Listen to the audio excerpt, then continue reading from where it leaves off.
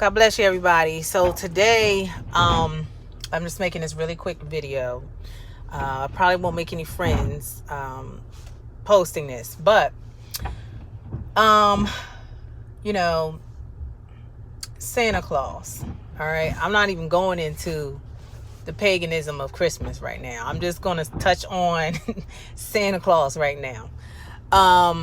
The way that I was raised, my parents didn't say one way or another whether or not Santa Claus was real.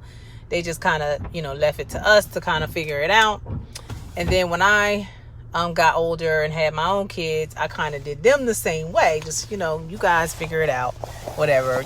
As you get older, you'll figure it out. You know what I mean? He's not real.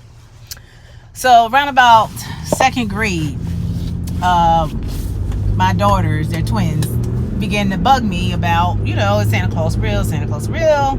And I wouldn't answer them one way or the other. But at this point in my life, I was getting closer to God, and I was just like, God, I don't want to offend you in any kind of way.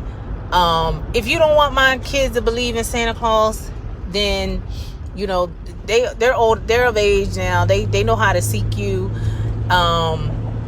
Give them a dream or something. Well, lo and behold, that very same night, my daughter woke up from a dream in the morning, and she was like, I do not want to have anything to do, because at that time they were having some type of play about Santa Claus or whatever, and she was like, I don't want to have anything to do with Santa Claus. He's dead. And I was like, wait a minute, what are you talking about? She said that she had a dream, and in the dream she saw him in his grave. And she said she saw him naked in his grave, and that he's just a man. She's like, however she had the dream, that it was like made imperative to her that he was just a man. So, and at that time, my daughter hadn't did any research on Santa Claus or anything like that. But for those of you who know that, historically speaking, Santa Claus, his name was Saint Nicholas. You ever hear the songs Old Saint Nick, that, so on and so forth.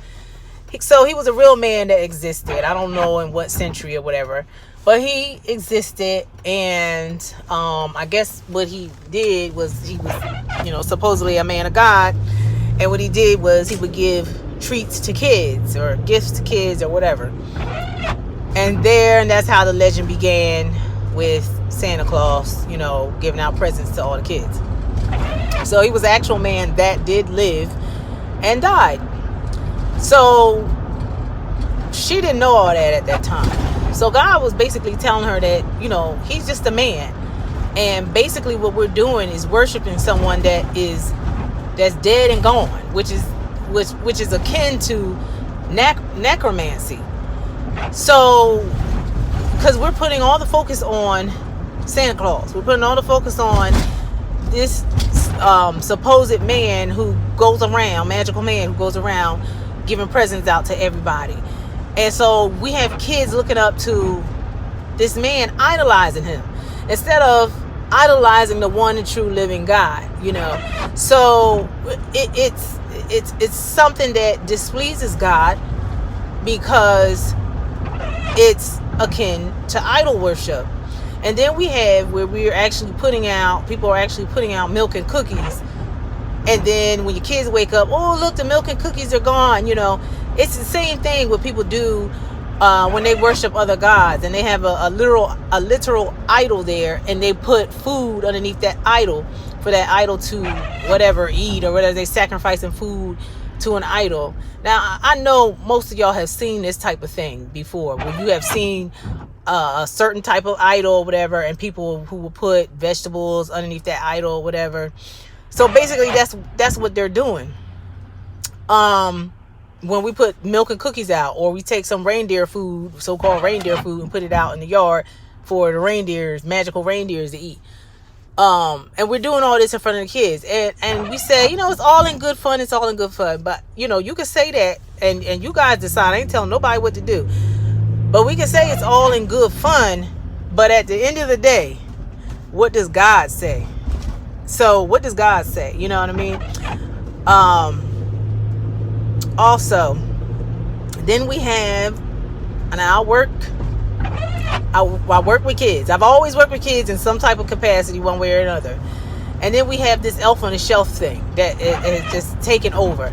And then we put the elf on the shelf, and then we tell the kids, hey, you better act right, or this elf is going to go back and tell Santa Claus and all this stuff.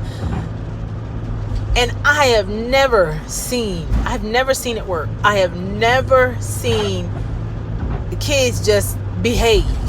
You know what I mean? Because this thing is up on a shelf.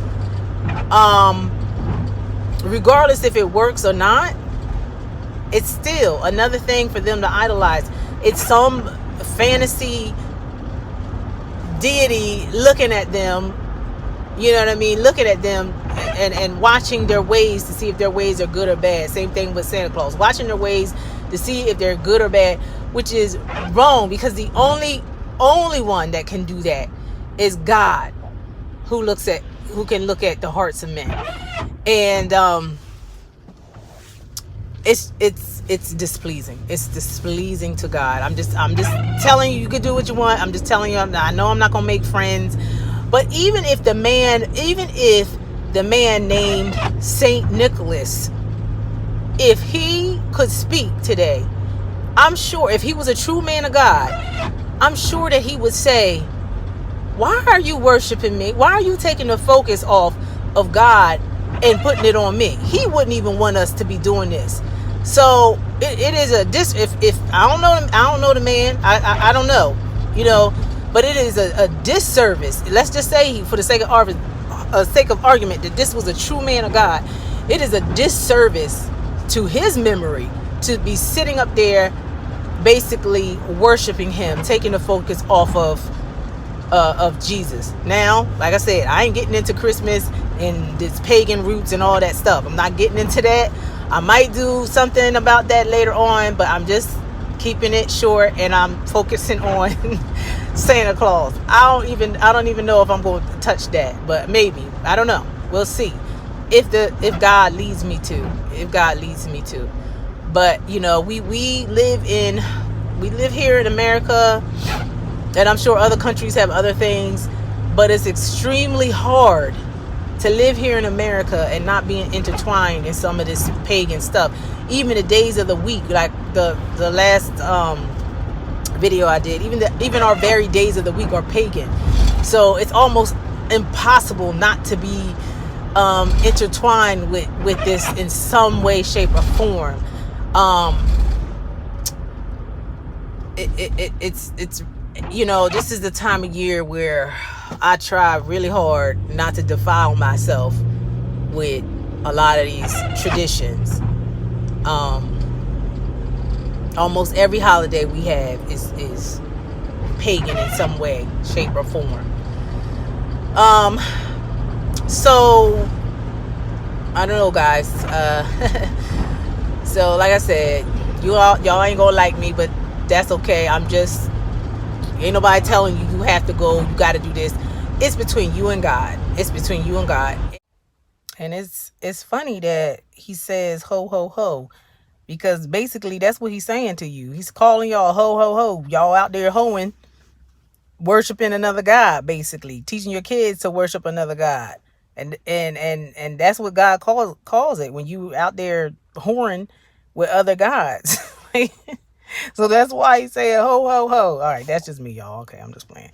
But for real, it's basically it's idol worship. You are worshiping another God. And also, why would you want your kids to not even acknowledge that, you worked and tried to get them, provide for them and give them presents, and so that they can have so you can see the joy on their faces. You're going to give the credit to something else that's not even real.